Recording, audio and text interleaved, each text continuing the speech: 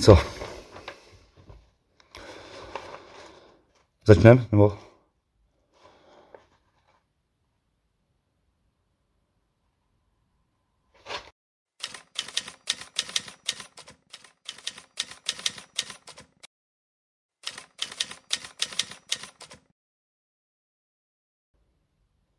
Kapela Dovolený napětí vlastně nebyla o 4 lidech. Byli to všichni ti, co nás podporovali, všichni ti, co s náma jezdili na koncerty. Vlastně oni nás tvořili. A já cítím, že jim něco dlužíme, no.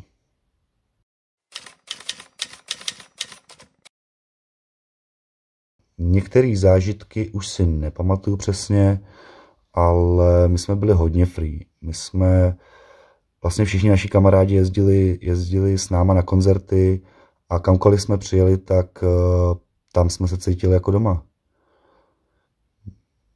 No a podle toho to taky vypadalo, no.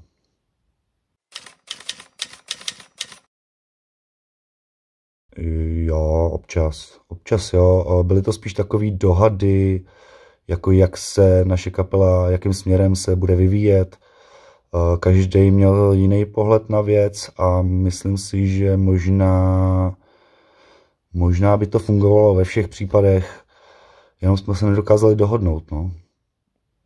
Nebyly to hádky, byly to spíš takové dohady a myslím, že častěji jsme grilovali, než jsme se hádali, no. Určitě.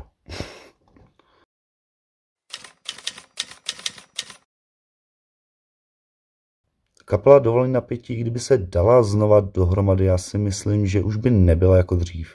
Už by to asi nebyli ty mladí, agresivní kluci a myslím si, že by to byly spíš ty starý, agresivní kluci. Proto možná hodit za hlavu značku Dovolený napětí a odstartovat, dejme tomu, nový projekt. Tím ale nezavrhuju kluky a všechno, co jsem s nimi prožil, ba naopak, myslím si, že jim tímhle chci říct, že jsem tady a že jsem tady vlastně víc než kdy dřív.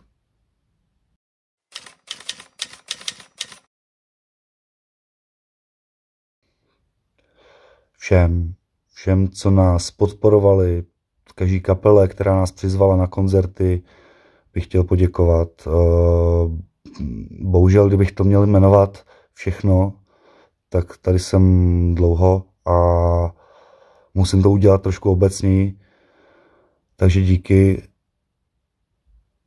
Největší asi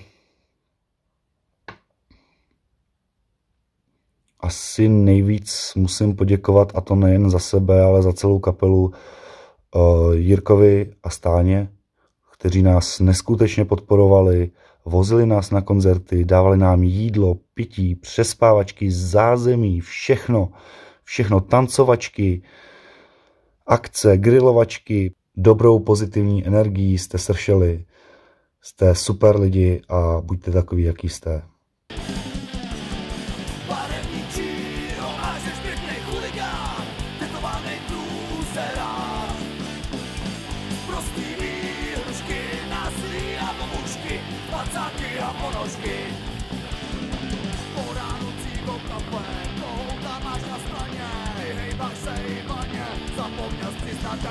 Chceš se jak půl zaně, máš pistol bez náboje. Ještě si myslej, že kradeš, vraždíš, násilňuješ a proto opakuješ, že za svět rezignuješ. Kytaru z pacák bereš, na lidi kolem sereš. Národ bez budoucnosti, cizína má kosti. Ponožky nevinnosti, humanitní povinnosti. Barevný číro, máš pěknej chuligán, vytovaný průserář.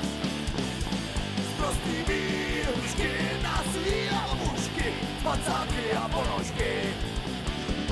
Teď mažou kolem huby, ženem se do záhuby. Všechno je teď na ruby, nemáme na důchody. Vlastátní příslušníci nenosí náušnici, nás slušní opravujou, chytaj nás na ulici. Tak kurva, kde je problém, tím pořád opakuje, že za lepší svět bojuje, rozhodně se projevuje. Často jsme pomopici, říkají nám výtržníci. Vlastně jak se oblíkáme, jenže první zdání máme. Barevný číro, máš pěkný chuligán, tetovaný lůzerák.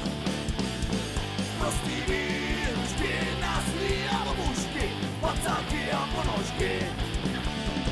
Barevný číro, máš ale ten svět tu znáš, sám sebe se ptáš. Sousíci na cesty, dostat 5 pěsti, spacáka ponožky. Sousedky kalhotky.